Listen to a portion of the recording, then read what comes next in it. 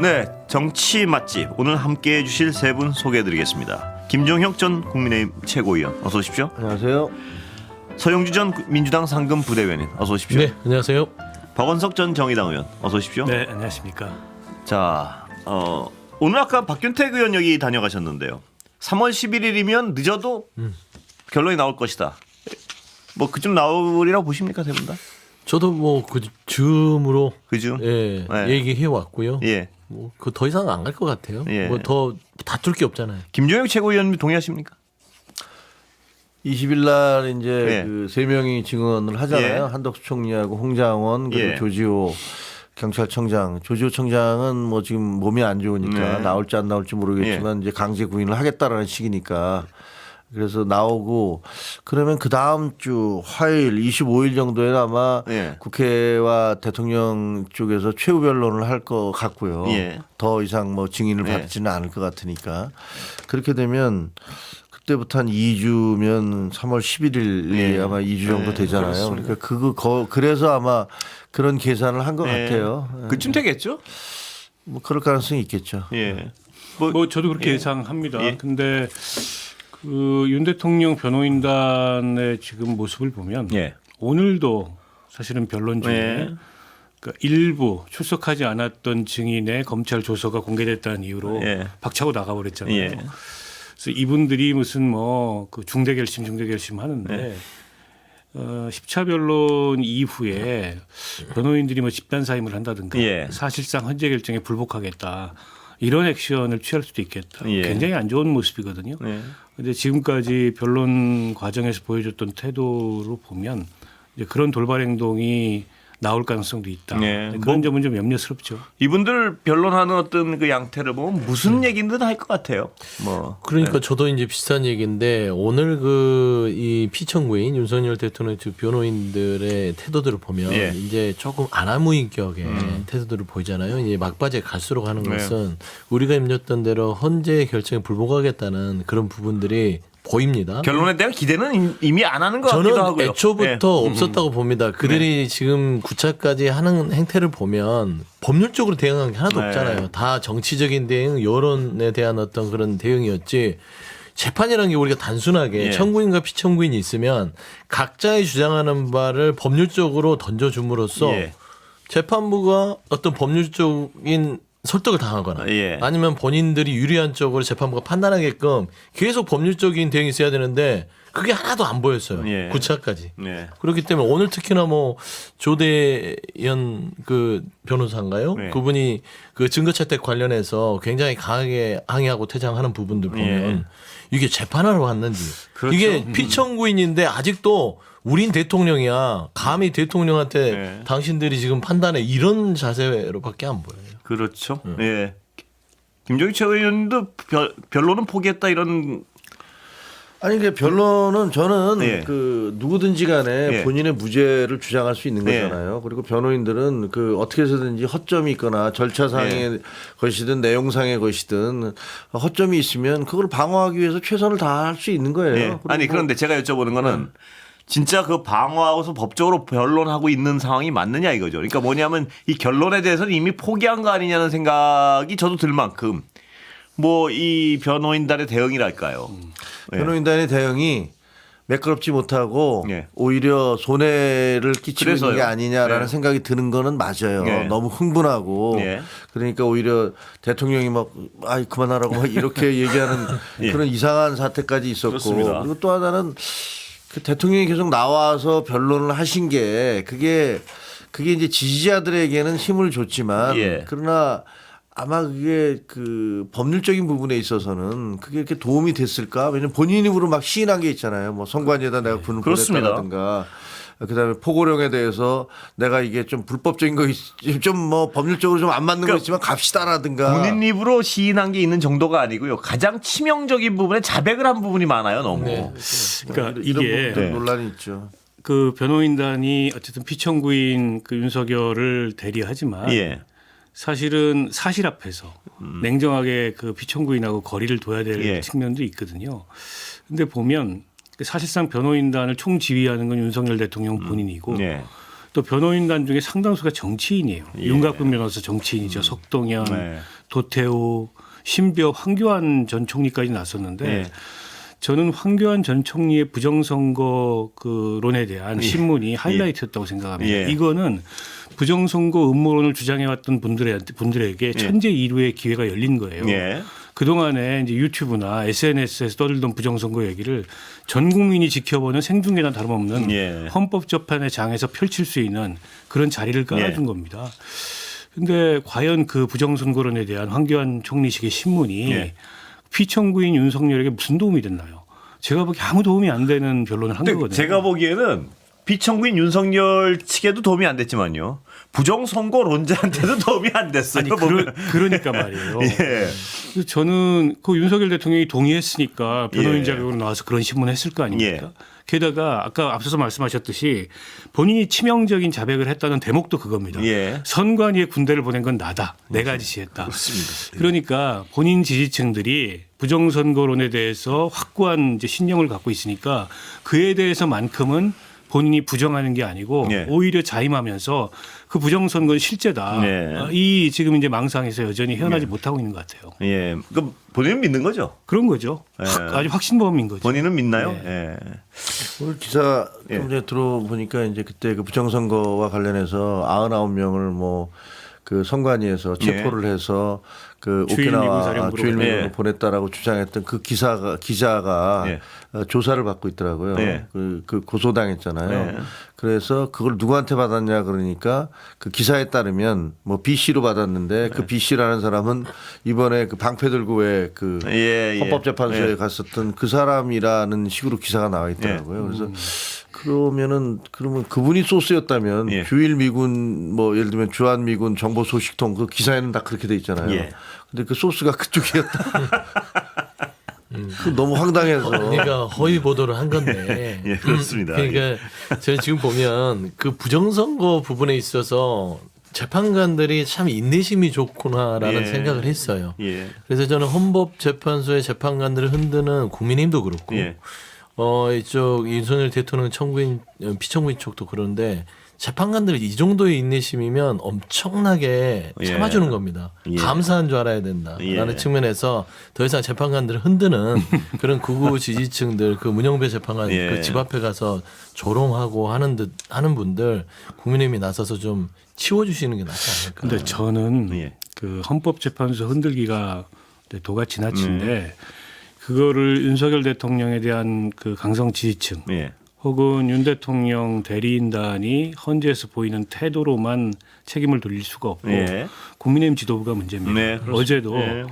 그 김기현 그 전 대표, 네. 나경원 의원을 비롯해서 여러 국민의힘 의원들이 지금 네 번째인가요? 헌법재판소 항의 방문을 갖고 그 자리에서 주장하는 내용들을 보면 뭐 이치 합당한 것들이 하나도 없습니다. 그렇습니다. 예. 그러니까 이게 헌법재판이라 해서 재판 절차나 재판 진행에 대해서 이의를 가질 수 있다고 예. 생각해요. 다만 그 이의는 법정 안에서 제기해야 됩니다. 예. 법정 밖에서 일종의 정치적 외압을 행사하는 방식으로 헌재의 공정성을 흔들어 보겠다. 예. 재판에도 도움이 안 되고 그건 누워서 침 뱉는 것 정도가 아니라 일종의 자해입니다. 예. 그런데 다른 분들도 아닌 여당의 대표를 지내고 그 대부분이 법조인 출신이에요. 대부분이 또 법조인 판사 예. 출신입니다. 이런 분들이 심지어 김기현 대표는 울산인가요? 부산인가요? 어디 그 지지자들 모인 집회에서 헌법 개판소라는 표현까지 있었어요. 그게 도대체 법관 출신의 여당 대표를 지낸 분이 할 얘기입니까? 제가 저는 보기에는 좀 너무 심각하다고 하나 생각해요. 덧붙이면 그 국민의힘 지도부들 있잖아요. 이거는 그냥 단순한 정치 행위로 보기는 쉽지 않습니다. 네. 왜 그러냐면 네 번째 방문이기도 하고요. 네. 이건 재판에 어떤 영향을 미치려는 행위들이 지속되고 그게 혼자서만 그러는 게 아니라 본인의 어떤 지지층까지 추동하면서 가는 거죠. 네. 저는 이건 위법하고 범죄 행위에 저는 준하다고 보고 있기 때문에 한 번 더 이런 헌법재판소와 재판의 어떤 재판관들 흔들려는 행위에 대해서는 법적 책임을 다음에는 각오하고 하셔야 될 것이다. 근데 이거 저는 그렇게 좀 생각해요. 균형을 좀 맞춰야 되겠는데요. 예. 예. 아니, 사실 헌법재판소에 가서 그런 시위하는 거 전 전 잘 됐다고 전혀 예, 생각하지 예, 않아요. 예. 민주당은 안 했습니까? 근데 예. 이재명 대표 재판할 때 민주당 어떻게 했습니까? 재판장에 가서 심지어는 뭐 가족들도 만나서 가족들이 재판장에 가서 막 소리치면서 나중에 또 무더기로 가서 예. 의원들이 가서 항의하고 그랬지 않습니까? 예. 이거 사실 옳지 않은 거예요. 말이 안 되는데 이게 예를 들면 국민의힘만 이렇게 했다라고 주장하는 것도 사실관계가 틀린 거고 예. 민주당도 무수하게 해왔어요. 예. 그렇게 해왔기 때문에 예. 그거 자체를 뭐라고 얘기하는 건 저는 옳지 않다라는 전제하에서 옳지 않다라는 마치 국민의힘만 그래왔다는 식으로 얘기하는 이게 것은 이제 김정일 최고님께서 예. 전형적인 물타기를 하는 거예요. 예. 물타기예요, 그게. 국민의힘의 사실이지. 지도부가 예. 헌재에 들어가서 재판에 영향을 미치려고 사법권을 침해하는 정치 어떤 행위는 예. 위법적이고 범죄에 가깝다고 제가 주장하는 예. 것은 이거는 인정할 수밖에 없는 예. 것이고 민주당이 예전에 했던 부분들은 덜어 예. 그렇게 그 안에서 소란이 있었을지언정 공식적으로 재판부 이재명 대표에 대한 재판부 판사에 대해서 이런 집중적인 공격한 적은 없다. 예. 이건 팩트입니다. 예. 검찰은 가고 경찰은 가고 가끔 법원 앞에서 정치적인 어떤 발표를 했는데 예. 이조차도요. 저는 제 기억에는 재판부를 흔든 건 없어요. 네. 그리고 심지어 하나 더 붙일까요? 예. 이재명 대표에 있어서 판사 탄핵을 할 것이다 국민의힘이 지적했지만 판사 탄핵 언급한 적도 검토한 적도 없는데 네. 국민의힘 지금 강승규 의원이요. 그 문영배 재판관에 대해서 탄핵 추진하겠다고 하고 예. 있습니다. 이런 상황이면 명백히 다른 거예요. 판사에 대해서는 그렇게까지 뭐 심하게 안 했다고 얘기하시는데 그 이재명 대표 그 수사한 검사들 이름 다 써가면서 윤석열의 뭐 측근들 해갖고 이렇게 막 카드 뉴스 만들어서 돌리셨잖아요. 그 사법부에 대해서 그러니까 물론 검찰이 사법부는 아닙니다. 하지만 자신을 수사한 사람들에 대해서 그런 식으로 네. 카드 뉴스 만들면서 인신 그 공개하고 했던 것들 그거 민주당이 했던 거예요. 근데 제가 하나 좀 질문을 드리고 싶은 게 하나 있는데요. 지금 지적하셨듯이 이건 제 생각도 포함되어 있는 거예요. 뭐냐면 어떤 재판의 결과가 사실 말이 안 되는 재판의 결과가 나옵니다. 나오기는. 그렇죠? 그러면 그 비판은 할 수 있다고 보면 언론이고 당사자고 비판은 할 수 있는데 그 결론이 비판을 하면서 그 결론을 난 못 받아들인다고 하는 거랑 얘기가 완전히 다른 거예요. 완전히 다른 거죠. 왜냐하면 영장 가져왔는데 물리력으로 막는다든가. 근데 지금 여당에서 하는 행위들은 비판을 하는 것이 아니고 그 재판의 과정 자체를 인정하지 않으려고 하거나 혹은 뭐 이런 행위들이란 말이에요. 그게 용납이 안 된다는 부분이죠. 저는 예. 뭐 그 헌법재판소에서 예. 그 결정이 내려졌을 경우에 그것이 뭐 인용이든 기각이든 간에 그거를 거부할 수는 없다고 생각을 예. 해요. 그건 뭐 보니까 권성동, 권영세 두 분도 다 그렇게 얘기를 하더라고요. 권영세 비대위원장 같은 예. 경우는 그 관훈 클럽에 가서 얘기를 하면서 결정이 내려지면 근데 그걸 앞에 또 약간 전제가 있는 것 같아요. 거부할 수는 없다. 공정하게 제대로 이루어지면 거부할 수가 없다 해서 또 면이 있어요. if. 아이, 그건 뭐 만약에 그게 예. 결정이 내려진 다음에 그거를 거부를 한다면 예. 그건 뭐 우리의 헌법 체계, 사법 체계를 다 부인을 하는 거기 때문에. 근데 제가 불안해하는 건 말입니다. 뭐냐면 지금까지 공정하고 제대로 이루어지지 않고 있다고 얘기했잖아요. 아니 그거는 예. 똑같아요. 재판이 진행되는 과정에서는 민주당도 이재명 대표에 대해서 이게 부당한 재판이 뭐 이루어지고 민주당 있다고 얘기 뭐 제가 얘기하는 민주당원이 거니까. 아니니까 모르겠는데 제가 여쭤보는 거는 지금까지 공정하고 제대로 이루어지지 않는다고 주장을 하면서 공정하고 제대로 이루어지면 수용하겠다고 얘기를 해요. 그러니까 그러면 우리는 수용 못해 이 얘기하는 정치적 거죠. 레토릭이라고 생각을 그래요? 하고요. 예. 거기에 대해서 그것을 부인할 수는 없다. 그래요? 그럼 다행이죠. 예. 아니 저는 걱정되는 게 그런 예. 겁니다. 어쨌든 결과가 내려지면 그걸 부정할 방법은 없죠. 제도적 예. 수단이 없는데. 그러나 그 불복의 심리가 확산되면서 예. 지난번에 서부지방법원을 공격했던 이제 그런 폭력적인 사태가 또 일어나지 말라는 법이 없는 데다 예. 이게 국민의힘 잘 생각해 보세요. 이 불복의 심리가 결국에는 당 내부에 어떤 영향을 줄 건지. 네. 그거는 그 탄핵된 윤석열 피고인이죠. 그때는 순수하게. 예. 피고인이 국민의힘의 그 조기 대선 경선을 손에 쥐고 흔들 수도 있다는 거예요. 예. 그게 사실은 국민의힘이 가장 우려해야 될 대목입니다. 예. 이게 지금 그 당 지도부의 태도로 보면 선 못 끌 것 같거든요. 예. 일각에서는 뭐 국민의힘이라는 정당이 워낙에 얼굴 잘 바꾸기 때문에 탄핵이 인용되면 지금이야 저렇지만 윤석열하고 거리두기하고 냉정하게 선 긋고 새 출발할 거다. 시간이 너무 짧아요. 그게 안 될 수도 있어요. 예. 더군다나 지금 지지자들이 저렇게 강하게 이 상황에 대해서 격렬하게 결집하는 상황에서는 어정쩡한 태도에서 약간 인지 부조화적인 예. 이런 모습을 보이다가 결국 감옥 안에 있는 윤석열 피고인이 예. 국민의힘 대선 경선을 좌우할 수 있다니까 이게 불복이에요. 예. 그걸 가장 두려워해야 될 겁니다. 국민의힘은. 이 어떻게 보십니까, 김치훈? 대통령이 예를 들어서 네. 그 탄핵이 인용이 돼서 대통령께서 물러났는데 그래서 재판을 받고 있는데 뭐 거기서 특정 후보에 대한 지지 의사를 밝힌다든가 뭐 특정 후보에 대한 거부 의사를 밝힌다든가 하면은 사실은 어떻게 보면 그 당원들을 인질로 삼고 있는 거죠. 예, 정치적인 예. 인질로 삼아서 본인들 영향을 행사하려고 하는 거기 때문에 그건 저는 옳지 않다고 생각을 합니다. 일단 대통령이 직에서 물러나고 그리고 물러났다는 것은 뭐 문제가 있다는 헌법 질서를 어겼다 위법한 행위를 했다는 것을 그 재판부가 인정을 한 것이니까 그리고 또 재판이 진행되고 다른 건으로 해서 내란 혐의로 해서 재판을 받고 있는 분이 그렇게 정치적인 영향력을 행사하려고 노력하는 건 옳지 않다고 보고 그랬을 경우에 오히려 부작용이나 반작용이 더 클 것이다. 그럼 결국은 보수가 폭망하는 길로 갈 수도 있다.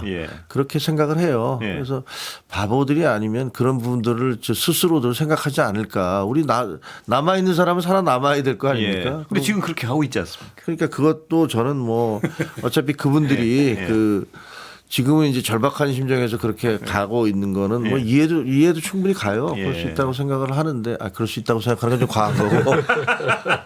아니 근데 갑자기 태도 변화가 가능하겠냐고요. 아니 그래서 저는 쉽지는 않겠지. 제대로 이제 그 태도 변화를 하고 예. 그야말로 그 윤석열 대통령하고 거리두고 이제 새 출발을 하려면 지도부 바꿔야 되는 거죠. 지도를 박근혜 바꾼다. 전 대통령 탄핵 시에도 아마 그 탄핵 당시의 지도부를 바꿨을 겁니다. 탄핵이 인용되고 난 다음에 그래야 거리두기가 가능할 거예요. 권영세 비대위원장 어제 뭐라 그랬냐면 비상기업 원칙적으로 옳지 않다 그러면서 내가 그 자리에 그렇습니다. 본회의장에 있었어도 난 투표 안 했을 거다. 그게 무슨 인지부조합니까? 그런데 그렇습니다. 지금 현재의 국민의힘 지도부가 집단적으로 그래요. 그러면 저 지도부를 가지고 대선 경선에 들어가면 당의 관리를 맡기면 아까 제가 말씀드렸듯이 윤석열이 좌우하는 사태가 올 수 있다니까요. 그러니까 국민의힘이 당이라는 측면에서는 바꾸는 게 맞는데 시간이 부족해요. 물리적으로. 그러니까 바꿨어도 진작 바꿨어야 되는데 너무 내란의 동조에 깊이 들어왔고. 그렇게 되면은 결국에는 그 국민들이 분리수거를 할 거예요. 수거 대상이 이제 국민의힘 그 의원들이 돼요. 수거 얘기 그만. 그러니까 뭐 관저 앞에 38명, 헌재 앞에 38명, 그 당시에 뭐 권영세 비대위원장처럼 비상기업은 반대하는데 나는 국회에 있었어도 의견 안 할 것이다. 이런 분들은 이제 국민들이 수거해요. 근데 국민의힘의 죄송한데 수고한다는 단어 좀 섬찟해서 그런데 안 쓰시면 안 될까요? 하여튼 이제 이렇게 무서운 단어 국민들이 같아서요. 이제 분리를 시킬 건데 제가 봐서는 두 가지의 기회가 옵니다. 하나는 한동훈이라는 기회가 한번 오고요. 하나는 명태균이라는 기회가 옵니다. 근데 명태균의 기회는 이제 제가 말씀을 좀 드려야 되는 것들은 지금 현재 피의자 신분으로 해서 대통령직을 피청구인이 파면되더라도 감옥 안에서 결국에는 그 옥중 정치를 하겠다는 거잖아요. 그런데 명태균이 나오면 그걸 깨트립니다. 왜 그러냐면 민낯이 나옵니다. 김건희, 윤석열의 육성, 그다음에 그가 계엄을 저지를 수밖에 없던 배경들이 나오면 도저히 지원을 하려도 부끄러워서 지원할 수 없는 상황이 오기 때문에 저는 그 두 가지 요인을 잘 활용하면 벗어날 수 잘하면 있다. 살 수도 있다. 근데 현재까지는 희망이 안 보입니다. 벗어날 수. 명태균이 희망이네요, 그럼. 그러니까 의외로 이게 독이 됐다가 약이 되고 그런 참 아이러니한 상황이 명태균이 되는 희망일 거예요. 가능성이 있습니까, 보시기? 뭐 명태균이라는 사람의 입에 기대해서 저희가 희망을 산다면 저희 당이 너무 초라하고 민망해지죠. 뭐 그건 말이 안 되는 건데. 다른 동아줄이 보이질 않아서요. 뭐 역사라는 것들이 보면 뭐 그런 얘기 있잖아요. 역사의 필연의 법칙 우연에 의해서 관철된다. 그러니까 전혀 우리가 생각지도 못했던 데서 무슨 일들이 터져 나오고 그것이 결국은 나중에 보면 그게 다 그런 이유 그렇게 흘러가도록 하기 위해서 만들어진 거구나라고 얘기하듯이 명태균이라는 사람이 어떻게 보면 지금까지 들은 그 본 바에 의하면 저 사람 뭐 여론 조작도 하고 온갖 브로커짓을 다 했다 이런 비판을 받고 있지만 그게 어떻게 보면 반면교사일 수도 있잖아요. 저희 당이 어떤 그 고질적인 문제점들을 긁어내고 그다음에 이 새로운 보수로 출발할 수 있는 그런 단초와 계기가 될 수도 있죠. 명태균이 희망이다라는 말에 그런 얘기 저 동의 안 했습니다. 아니요. 왜 그렇게 몰아요? 기회가 될 수 있다. 그런 얘기지. 아이러니하게. 우리 나라에 스트레스 받는 사람들 많아요. 그런 얘기 하시면 안 되지. 아니 동의 알겠습니다. 동의 안 하셨는데 명태균이 희망이라는 말을 이해를 하셨다. 이렇게 하겠습니다. 저는 동의 안 했습니다. 예, 안 하셨습니다. 기회가 될 수 있다. 예, 기회가 될 수 있다. 희망 말고 기회로 가겠습니다. 예, 예. 잠깐 광고 듣기 전에 거의 다 끝난. 아 근데 졌죠? 끝났죠. 예. 예. 김종혁 최고께서도 동의를 하시고 끝난 걸로 기억합니다. 동의 안 했습니다. 아, 동의 안 하셨습니까? 예. 아니 근데 예. 실제로 지금 특검법이 일반적으로는 예. 어쨌든 통과돼도 예. 그 거부권을 행사할 거다 이렇게 예상이 되잖아요. 그 최상목 대행은 지금 거부권 대행이지 않습니까? 예. 다른 대행은 열심히 안 하는 것 같은데 거부권 대행 열심히 예. 하세요. 진심이죠? 예. 근데 이제 제2가 올라왔을 때 예. 그 제2 시점이 언제냐 이게 되게 중요할 텐데 헌재에서 탄핵이 인용된 다음에 그 제2결이 이루어지면 어떻게 될지 모릅니다. 뭐 그럴 수 있죠. 예. 왜냐하면 그때 이제 국민의힘 내부가 여러 가지로 복잡할 예. 거예요. 이게 이제 명태균 특검이 국민의힘 전체를 겨냥하고 있다. 예. 때문에 이거는 뭐 다 막아야 된다 이렇게 얘기하지만 사실은 김건희 윤석열 부부의 선거 개입 예. 그리고 일부 국민의힘의 지금 유력 정치인들의 그 과정에서 뭐 여론조사 관련된 예. 거래 이거거든요. 핵심은. 근데 그거로부터 자유로운 의원들이 많아요. 예. 굳이 우리가 이 부담을 안고 가야 예. 되느냐 이런 생각을 할 수도 있고 또 명태균 씨가 가만히 있으면 모르는데 계속 얘기하거든요. 예. 변호인 통해서. 예. 저 입에서 앞으로 무슨 얘기가 나올지 모르는데 어영부영 가다가 나중에 진짜 대선 본선 들어가서 주워 담지 못할 상황이 올 수도 있다 이렇게 생각할 수도 있어요. 예. 그래서 저는 굉장히 변수가 많다. 이게 제2에 말씀 듣고 올라갔을 보니까 때 그렇습니다. 저는 그렇게 예. 생각하고요. 지금 어쨌든 지도부는 이걸 최대한 막고 예. 또 뭐 홍준표 오세훈 시장은 한사코 본인들과 연관성을 거부하는데 본인과 연관성 없다고 그렇게 손살에 칠 정도라면 예. 그럼 반대할 이유가 없는 거 아니겠습니까? 특검은요. 오히려 예. 저거를 저 최우선 순위로 겨냥하고 있는 거는 윤석열, 김건희 두 부부의 선거 개입 문제인데 이거는 특검법을 거부한다 해서 없어지잖아요. 검찰이 저거를 왜 서울로 이송했겠어요? 예. 이첩도 아닌 이송해가지고 예. 여러 가지로 간을 보고 있는 이유는 예. 여차하면 중앙지검의 수사 인력을 더 보강해서 예. 제대로 수사하겠다. 아 그걸로 보시는군요. 이 시그널도 한편에 있고 예. 또 정치 상황이 바뀌면 뭐 대충 위야무야 될 수도 있겠죠. 예. 그러니까 검찰도 어떻게 보면 간 보고 저걸 있다 가지고 이걸로 보시는군요. 간 보고 있다고 저는 봅니다. 예, 동의하세요? 그 검찰의 의도는? 그렇죠. 검찰이 아마 창원지검에서 올라간 거는 네. 뭐 특검이 통과될 가능성이 있다라고 보면서 뭐 여기서 그동안에 그 어영부영 그 제대로 된 수사를 네. 못했다라는 비난 그다음에 그동안은 뭐 했느냐. 네. 그랬을 때 검찰 전체 조직이 받게 될 타격. 네. 그 검찰이라는 조직이 저도 이제 취재를 해보면 예. 좀 특이한 조직이에요. 그래서 그 개개인의 어떤 그 검사들도 있지만 또 나름대로는 우리 검찰 조직을 살려야 돼라는 그런 그 동질성 그런 네. 유대감 있죠. 그런 게 있더라고요. 그러니까 만약에 이거 대통령이고 뭐고 간에 이거 대통령 부인 봐주다가 우리 다 죽게 생겼다. 우리 검찰 조직 그렇지 않아도 공수처니 뭐니 이런 식으로 해서 거의 만신창이가 됐는데 이번에도 이거 수사 제대로 못했다는 얘기 듣고 나면은 우리는 그다음에 더 이상 존립할 수 있는 그런 근거 없어진다라는 두려움이 있을 네. 거예요. 네. 그러니까 제가 보기에는 아마 서울로 와서 중앙지검이나 중앙지검장이나 검찰총장도 야 이거 우리가 살고 봐야지 우리 조직부터 살고 봐야지 잘못하면 내가 죽는 순간까지 검찰을 망친 놈이다. 놈이라는 표현 좀 예. 이상합니다만 뭐, 이런 예. 비판을 후배들로부터 받을 것이다라는 좀 두려움이 있을 거예요. 네. 그래서 조금 다른 양상이 전개되지 않을까 이렇게 생각이 듭니다. 근데 예. 보면 이제 창원지검에서 수사를 할 때는 윤석열, 김건희 이 두 부부에 대해서도 좀 정말 적극적으로 수사를 하겠다는 게 보였는데 네. 시간이 흐르면서 이게 이상하게 창원지검이 멈춘 듯한 느낌입니다. 예. 그 뒤에는 사실상 심우정 검찰총장이 예. 있다고 보는 게 좀 합리적일 것 같고요. 수사 이 중간 결과를 보더라도 뭐 이런 제가 닭으로 표현하자면 물론 이제 취향이 다르지만 네. 퍽퍽사는 창원지검이 하고 네. 날개와 다리는 네. 올려라 네. 이런 느낌이 되는 거예요. 예. 그래서 정말 알짜는 본인들이 쥐고 정치적으로 보험을 생명보험을 들어놓고 아까 말씀한 대로 간을 보고 있는 상황이 된 것이다. 예. 특검에 대해서도 본인들이 판단할 수 있는 상황이 되는 것이고 예. 예를 들어서 창원지검에서 윤석열, 김건희 두 부부에 대한 어떤 수사가 조금 진척돼서 넘어왔다 그러면 중앙지검에서 이 부분에 대해서 생색을 낼 수가 없습니다. 네. 그냥 그 뒤치다거리하는 느낌이거든요. 네. 근데 정확하게 잘랐습니다. 무자르듯이 창원에서 있는 일은 윤석열, 김건희는 건들지 마 네. 하고 나머지는 그대로 그냥 있는 그대로 올라왔거든요. 네. 그러면 누가 보더라도 중앙지검이나 이 검찰총장이 향후에 있을 수 있는 여러 가지 이 전국 변화, 네. 권력 지형의 변화에 있어서 새로운 정부에서 뭔가 이거를 본인들의 어떤 보험으로 활용할 네. 생각을 가지고 있다. 저는 예. 좀 그렇게 보는 게 합리적일 것 같아요. 쥐고 있으면 써니까 네. 그 어떤 재료를 가지고 어떻게 요리할 것인가 고민하고 있다. 예, 그 방향은 앞으로 전개되는 어떤 국면에 따라 달라질 수 있겠죠. 그럴 가능성이 있고 이제 새 정부가 들어서면 특히 이제 야당으로 정권 교체가 되면 예. 원점에서 검찰 개혁 문제를 네. 다시 강도 높게 예.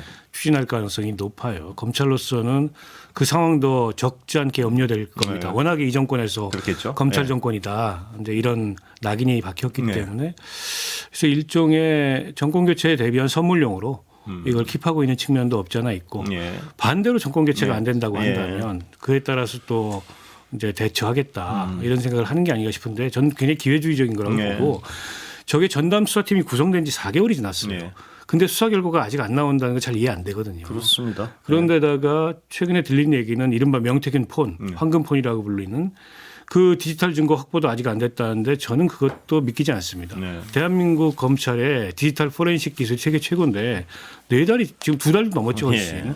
아직도 그 자료 추출을 못했다? 믿기지 않습니다. 그래서 뭔가 검찰이 의도적으로 속도 조절을 하고 있다고 봐요. 예, 믿기지 않죠. 그런데 그거랑은 또 김성원 차장에 대한 거하고 그다음에 이광우 경호본부장에 대한 영장을 자꾸 기각하는 거. 이거는 뭡니까? 보시기에. 저는 명확하게 이게 그 제가 확신이 든 게 네. 지금 세 번째잖아요. 예, 세 번째죠. 그리고 이 부분에 처장은 세 번째고 이광우 본부장은 두 번째고. 두 번째. 예. 세 번 두 번인데 이게 이례적이거든요. 예. 경찰이 이 부분에 대해서 계속 보강하고 어떤 혐의점들을 다시 적시해서 영장을 청구했는데 이 정도면은 이거를 기각할 이유가 발리할 필요가 없어요. 예. 누가 보더라도 이런 확인해야 될 게 있을 것 같아요. 계엄 당일의 검찰의 관계성. 민주당에서도 얘기를 했으나 심우정 검찰총장의 디지털 포렌식 팀이 지난 선관위에 들어가는 서버를 확보했을 때 같이 투여돼서 뭔가 작업을 하려는 모종의 얘기가 있었다. 예. 그러면 이 검찰이 이번에 내란에서는 지금 빠져 있으나 네. 이 두 사람은 관절을 지켰고 동선들을 파악했고 누구랑 통화했는지 누가 찾아왔는지를 다 알고 있는 사람이에요. 예. 경호처의 핵심들이잖아요. 예. 저는 이게 있지 않고서는 이렇게 왜 경호처를 무리하게. 보호하지? 예. 왜냐하면 경호처 이 사람들이요. 지금 서버 삭제 지시하고 있고 비아폰에 대해서도 압수수색을 당했는데 그 비아폰 흔적을 지우려고 하고 있어요. 예. 누가 보더라도 이거는 영장 청구를 받아줘야 됩니다. 예. 근데 저는 뭔가 경호처에 약점을 잡힌 검찰이 예. 아니면 둘이서의 어떤 내란의 그 시간에 뭔가 있었다. 예. 저는 이거는 지금 당장은 덮을 수 있으나 새로운 정부가 들어선다면 내란 특검법은 다시 또 가서 예. 아주 세세하게 들여다야 될 부분이다 저는 봅니다. 예. 어떻게 보세요?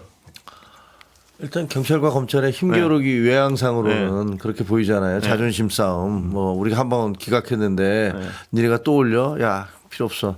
뭐 이렇게 하는데 경찰은 무슨 소리야? 이거 안 하면은 이게 핵심인데 네. 이런 식으로 해서 서로 싸우고 있는 듯한 느낌이 좀 들고요.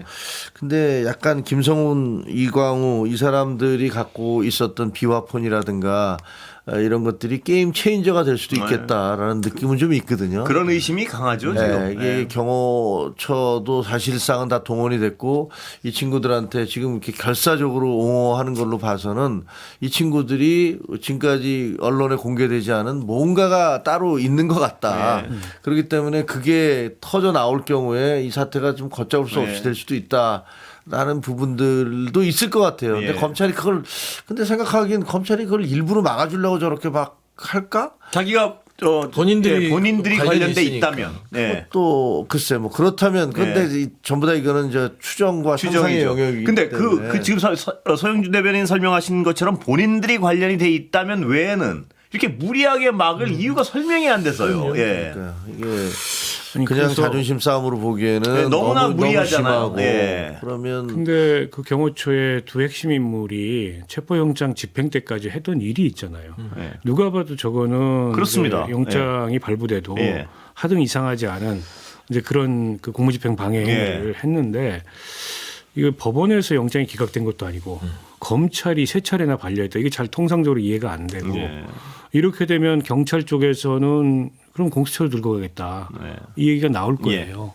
그러면 나왔지 또 않습니까? 예, 예, 그러면 나온 것 또 같은데. 공수처와 이제 검찰 간에 이런저런 긴장이 생길 텐데 저도 이게 계엄 당시에 검찰의 모종의 역할이 아니고서 네. 혹은 그 흔적을 지우고자 하는 게 아니고서는 잘 납득이 안 된다. 그렇죠. 근데 지금 보면 계엄 전후로 해서 군, 경찰, 국정원 전부 동원이 됐는데 네. 검찰만 쏙 빠져 있어요. 네.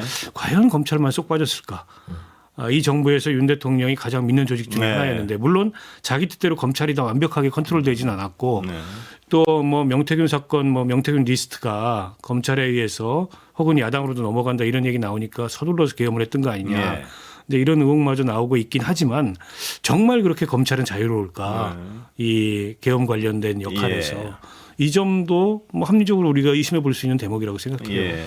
만약에 두 사람에 대한 영장이 집행이 돼서 예. 그래서 이렇게 지휘 체계가 넘어가면 그러면 이제 그 비화폰을 네. 컨트롤하던 거기에 대한 압수수색이 그렇습니다. 다 들어갈 예. 수도 있고 그리고 또 CCTV나 이런 것들도 다 공개가 될 수 있잖아요. 예. 다음 들어온 사람이 그걸 어떻게 예를 들면 뭐 압수수색 영장에 협조를 하겠다 뭐 네. 이렇게 나왔을 경우에 그랬을 경우에는 또 지금과는 다른 양상이 전개될 수도 있다. 네. 그럴 가능성도 있다는 그런 추정을 하게 되네요. 예. 근데 이 검찰로서 아까 박 의원님 말씀하셨지만 모양새가 너무 안 좋은 게 그 두 명이 다른 사람이 아니고 영장 집행을 물리력으로 막은 걸 국민들이 다 본 사람 아니에요. 그 사람이 멀쩡하게 지금 그 자리에 앉아가지고 여사를 지금 보호하고 있다. 이게 모양새가 안 좋다는 건 그냥 동네 꼬마도 할 수 있다는 건데 이걸 무리해서 이렇게 못 잡아넣게 하는 이유는 분명히 뭔가 있을 것이라고 생각할 수밖에 없다는 거. 그걸 또 그렇게 오해를 할 수 있다는 걸 알면서 저렇게 버티고 있다는 거는 더 뭐가 있을 수밖에 없다는 거. 이 부분은 아마 계속 두고두고 문제가 될 것 같습니다 보면. 검찰이 엮여 있지 않고서는 설명이 안 돼요. 그렇죠? 합리적으로 예. 의심을 할 수밖에 없고 이 부분은 검찰이 떳떳하다면 이렇게 세 차례 두 차례씩 반려할 수가 없어요. 그래서요. 네. 그래서 이제 여러 가지 정황을 보면 조기 대선은 이제 뭐 글로 가는 건데요. 한동훈 대표 전 대표는 뭐 좀 몸을 풉니까? 뭐 어떤 상황이고 혹시 통화해 보셨습니까? 이미 풀었잖아요. 그렇죠. 책이 출간된다는 게 세상에 다 책도 알려져요. 풀고 페이스북도 운동화 신고 풀고. 이제 나옵니까 집 밖으로? 그거는 이제 뭐 본인이 결단할 예. 문제이긴 하지만 어쨌든 책을 내겠다고 일요일 날 이제 페북에 한 줄 썼잖아요. 예. 뭐 성찰의 시간을 가졌습니다라고 했더니 이제 제가 보니까 뭐 그냥 당장 그게 한 100여 개 이상의 보도가 막 쏟아지더라고요. 네. 그래서 거의 대한민국에서 보도를 안 한 네. 그 언론이 거의 없을 네. 정도로 쏟아졌고 그다음에 또 기자들이 추적을 해서 책 제목까지 야, 그 대한민국 기자들 취재력 대단하더라고요. 그거를 아니, 본인이 알렸겠죠. 표지 사진까지 떴더라고요. 그게 뭐냐면 예. ISBN이라고 그래서 예. 책을 출판을 하려면요. 그 우리 주민등록번호처럼 그걸 좀 부여를 받아야 돼요. 네. 출판번호. 근데 그거를 출판사가 그 등록을 해야 돼요. 네. 근데 그걸 등록을 하려면 4가지가 있어야 되는데 저자, 그다음에 제목, 네. 출간일, 출판사 이렇게 있어야 되는데 그거를 기자들이 그 들어가서 확인을 한 거예요. 예.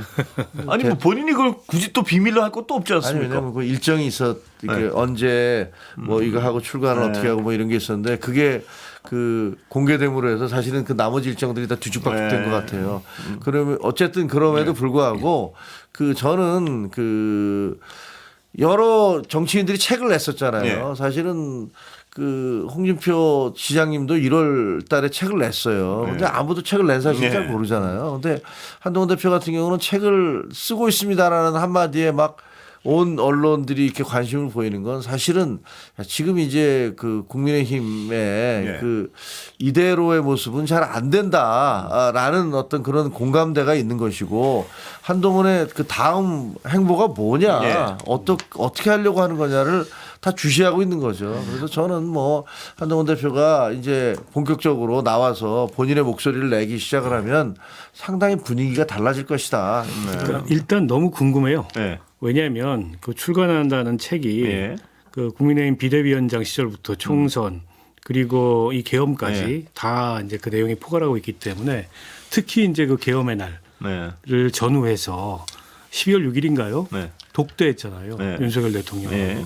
그때 무슨 얘기를 나눴을까? 네. 이런 것들이 아마 그 책에 나와 있지 않을까 싶어서 굉장한 궁금증을 네. 유발하는 책이고 돗자리 깔아요. 어쨌든 출판사는 돈을 많이 벌 것 같아요. 제 느낌에. 저는 그렇게 생각합니다. 지금 한동훈 대표가 좀 객관적으로 상황이 어렵죠. 뭐 배신자 낙인도 찍혔고 당내 어떤 강경한 분위기가 주도하니까 과연 공간이 열릴까 이제 이런 의구심이 있는데 저는 한동안 이제 그 대중 시야 밖으로 사라졌다 등장하게 되면 여론조사나 이런 데서 조금 멀어졌다가 이제 다시 회복되는 느낌도 있을 거예요. 그러니까 문제는 그 지난 일을 복귀하고 지난 일을 그냥 반복하는 게 아니고 본인이 어떤 이제 비전을 제시하냐 여기 달려 있을 거라고 보고요.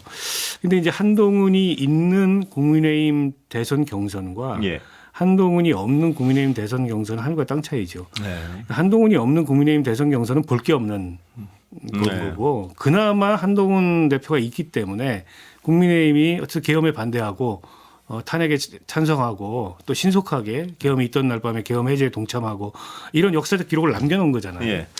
당내 분위기는 별로 우호적이지 않지만 어쨌든 대중적으로는 할 말이 있겠죠.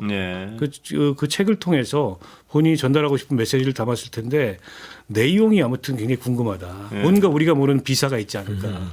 비사. 한동훈 대표 그러니까 복귀가 굉장히 힘들 거라고 전망했는데 그래도 정면 돌파를 선택했을 것 같아요. 책의 내용을 따지면 아마 부제를 달면 그러니까 뭐 제목은 뭐 국민이 먼저 민다는데 부제로 달면 12월 3일 그날의 진실. 그래서 제목 그게 좋습니다. 그렇죠. 그날의 진실, 계엄 그날의 진실. 결국에는 한동훈 대표는 두 가지를 털어내려고 할 겁니다. 저는 배신자가 아닙니다. 배신자로 비춰졌다는 이면에는 이런 일들이 있었습니다. 왜 위원이었는지 설명할 것이고 그 다음에 비대위원장부터 본인이 이 대표로서 나갈 때 그 사이에 많은 비화들을 특히 윤석열 대통령을 중심으로 풀어냈을 때 저는 그 한 3만 명, 5만 명 전환기 씨 따라다니고 전병훈 따랐던 한 떴다방 그 인원들 가지고는요. 그 한동훈 전 대표의 그 책 내용을 막아설 수는 없을 것 같아요. 저는 좀 그런 생각이 들어요. 좀 기대들을 하시는군요. 그러니까 기대가 그 좀 되긴 해요. 재밌을 것 같아요. 재밌을 것 같다. 뭔가 이제 새로운 사실이 좀 있어야죠. 기록이 잘 나오니까 알려지지 재밌을 것 같아요. 기록. 근데 있을까요? 새 내용이? 있겠죠. 뭐 그냥 뭐 보신 거 아니에요? 아무것도 없이 그냥 웃음으로 뭉개시는데 넘어가요. 뭐 근데 없으면 참 실망스럽습니다. 스포일러 좀 해봐요. 여기까지 듣겠습니다. 김종혁, 서영주, 박원석 세 분이었습니다. 감사합니다. 감사합니다.